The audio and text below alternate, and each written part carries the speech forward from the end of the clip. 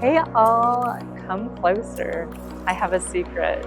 I lost my virginity to Burning Man. And y'all, let me tell you what, it was a vibe. So much to unpack. Let's get into it. So a bit of history. The first Burning Man took place in 1986 on a San Francisco beach. Today, the big burn takes place at Black Rock City around August-September. This event has sprung up in other areas as regional burns. This video will cover my regional burn experience at Alchemy, which took place in October in Fairburn, Georgia. Not gonna lie, it took a lot of yeses along the way, and while there were some challenges, I really pushed myself outside of my comfort zone and got to see what I've been saying yes and no to in life. I have some clips that I'll sprinkle in, but I really believe in consent and people being photographed, so I try to be really careful about that. Plus, I wanted to be as present as possible for myself in this new space. Okay, so for anyone unfamiliar with what is Burning Man, put simply, it's a volunteer event where a group of people get together, build an artistic community to exist in, and it all builds to the burning of an effigy at the end. There were a few burns throughout the weekend, so some were to amplify your intentions and others were to burn away what no longer serves you. I had preconceived notions of what I was getting myself into. I had been to camping music festivals before, but as I spoke to more burners or people who had been before, they really emphasized how it's not a music festival, even though there's a lot of DJ offerings. Throughout the years, I've met a decent amount of people who described how it's a life-changing experience and how they thought I'd like it. As another connecting piece, I have been going to Ecstatic Dance in Atlanta, which is hosted by Soul, and they had a camp called Bespoke. I went to one of their fundraisers and vibed with the super cool setting, costumes, and fire dancers. Plus, the conversations with people there had so much depth, and we love depth. So I figured, hell yeah, let's check out Alchemy. And y'all, this was a great experience that was relatively affordable as well. I applied to their scholarship tickets and thankfully received one.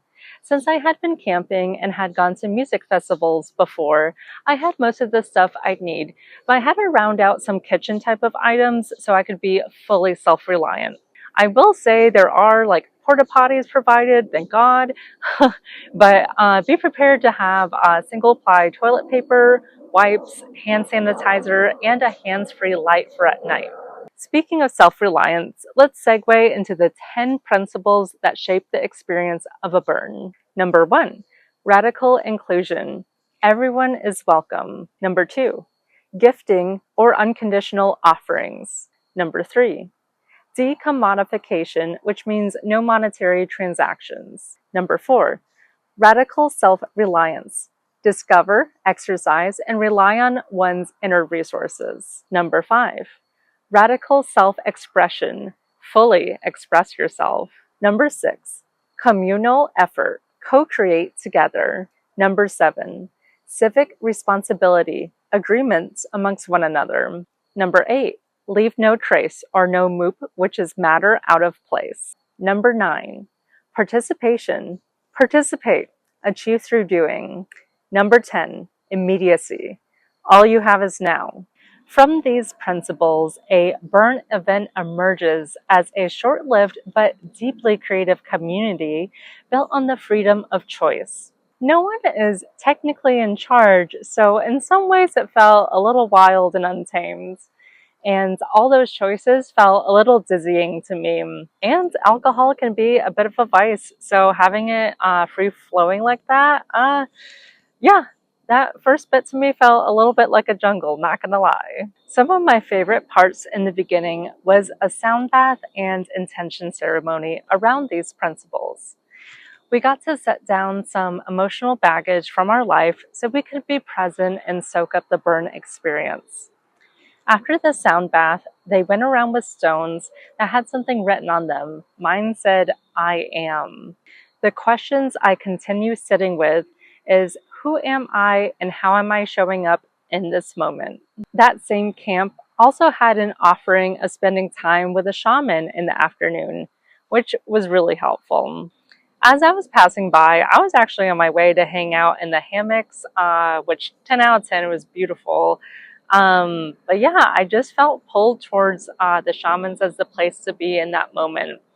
That's something I kept noticing throughout Alchemy is life was giving you what you needed, not always what you wanted. While camps can have their schedule of events, whenever I intentionally set out for one, it worked out 50-50% of the time. Sometimes I couldn't find the camp, or they were running late, or I was running late, and that's where the principle of immediacy came into play. Sometimes it's great just to follow where you're drawn, and those were magical times. I like a mix of play and planned fun, and it all played out beautifully. Since I was struggling to feel grounded in the beginning, I stuck with what was familiar to me the next day. For that reason, I'm glad I went to a burn in my hometown where I did know people, even though I went solo. I mainly hung out at Bespoke that evening, which is the camp that hosts ecstatic dance in Atlanta. From there, I found my rhythm of going out on quests, either guided by my own intuition or setting out for a specific experience. And then if I became overwhelmed, I would just venture back to my camp and resettle my nervous system. And girl, the amount of hugs that I received was huge to me. I've been mostly single for a few years now, and receiving physical touch like that on the daily really meant a lot. And it was so bittersweet to go on morning walks or evening strolls with new friends from out of town and then have to say goodbye. Everything is temporary and subject to change. I'm working on my flexibility around detachment as a life lesson that keeps coming up for me. Life keeps stripping me down to unearth my raw essence. All we really have is to live authentically in the moment. Another life lesson that manifested in a very physical way was remembering that I have a vessel for receiving. Here's what I mean by that. When I went up to a camp that was serving food or beverage, I kept forgetting to present my mug or bowl to receive.